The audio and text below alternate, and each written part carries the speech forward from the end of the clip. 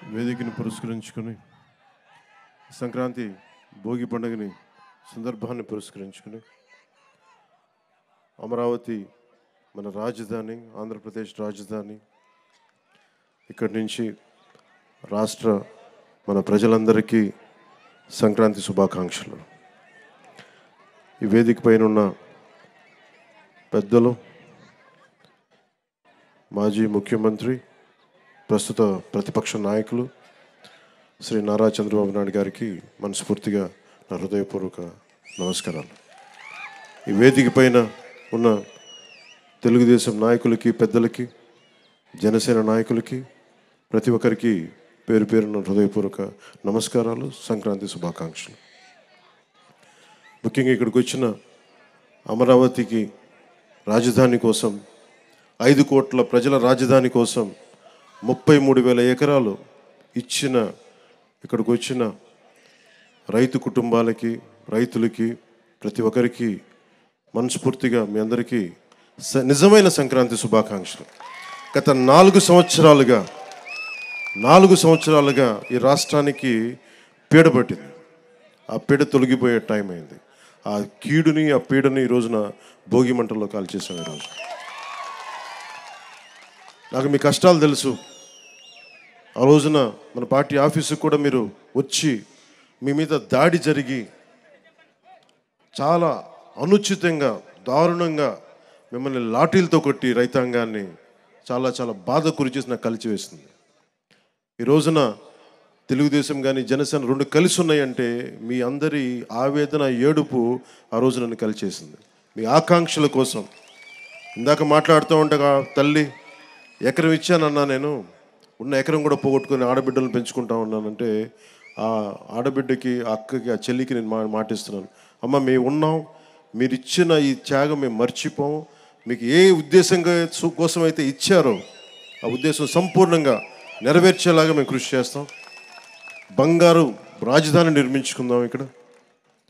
అలాగే మనం ప్రతిసారి నేను ఒక్కటే కోరుకున్నాను, ప్రతిసారి అదే సభాముఖంగా కూడా ఈ రోజున అదే మాట చెప్తా ఉన్నాను. ప్రతిసారి మీరు జై అమరావతి అన్నప్పుడల్లా ఒకటి గుర్తుపెట్టుకొని, మీరు ఆంధ్ర కోసం, మీరు 5 కోట్ల మంది ప్రజల కోసం మీరు ఈ రోజున రాజధాని ఇచ్చారు. జై అమరావతితో పాటు జై ఆంధ్ర నినాదాన్ని కూడా మీరు తీసుకెళ్లాల్సింది. ఎందుకంటే మీరు అన్నప్పుడల్లా మీరు ప్రజలకు తెలుస్తూ ఉంటుంది మీరు చేసిన త్యాగాలు. కేవలం జై అమరావతి, జై అమరావతి అంటే ప్రజలకి, 5 కోట్ల మంది ప్రజలకి అర్థం కావట్లా. కేవలం అది అమరావతి సమస్య అనుకుంటారు. అది అమరావతి సమస్య కాదు, 5 కోట్ల మంది ప్రజల సమస్య. ఈ రోజున మీకు వచ్చిన కష్టం రేపొద్దున శ్రీకాకుళం, ఇచ్చాపురంలో వస్తుంది. అటుపోతే మనకి ఇంక్లూడింగ్ కడపలోని పులివెందులో కూడా వస్తుంది. అందుకని ఇది రైతు అని యువజన శ్రామిక రైతు కాంగ్రెస్ అని పెట్టుకున్నారు, కానీ రైతుకి ఏమాత్రం న్యాయం చేయని ఈ వైఎస్ఆర్సీపీ పార్టీ ముందుగా మీకు ద్రోహం చేశారు.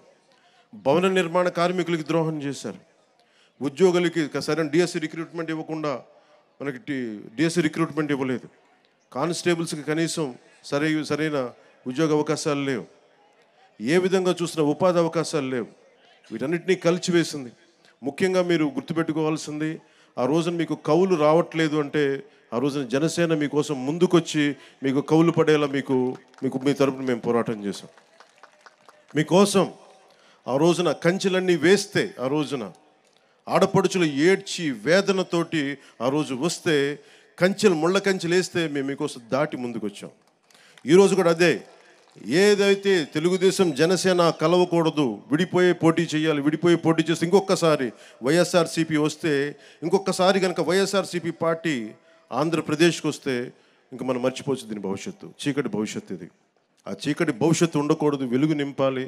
అందుకని ఈ భోగి రోజున మనం జనసేన తెలుగుదేశంతో కలిసి ఒక సుస్థిరమైన ప్రభుత్వం స్థాపించాలి, మీకు బంగారు భవిష్యత్తు ఇవ్వాలని మనస్ఫూర్తిగా నేను మీ అందరికీ తెలియజేసుకుంటూ ఉన్నాను.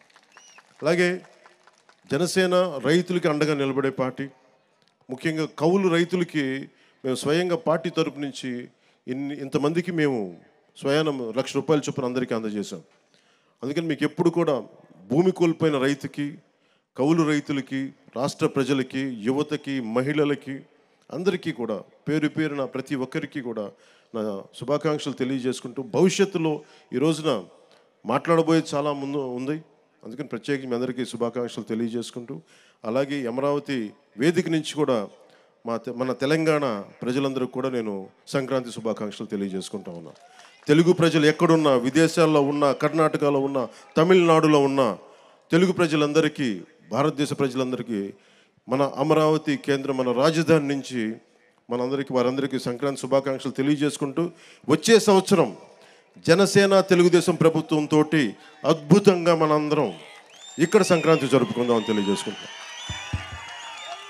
అందరికీ మనస్ఫూర్తి అభినందనలు తెలియజేసుకుంటూ, ప్రతి ఒక్కరికి పేరు పేరున ధన్యవాదాలు తెలుపుకుంటూ, ఈ సంక్రాంతి మీకు ఇది మార్పుతో కూడిన, విప్లవంతో కూడిన సంక్రాంతి. ఇది మీ అందరికీ వెలుగులు నింపాలని, కాంతితో పాటు క్రాంతి కూడా రావాలని మనస్ఫూర్తిగా కోరుకుంటూ సెలవు తీసుకున్నాను. జై ఆంధ్ర, జై భారత్, జై హింద్.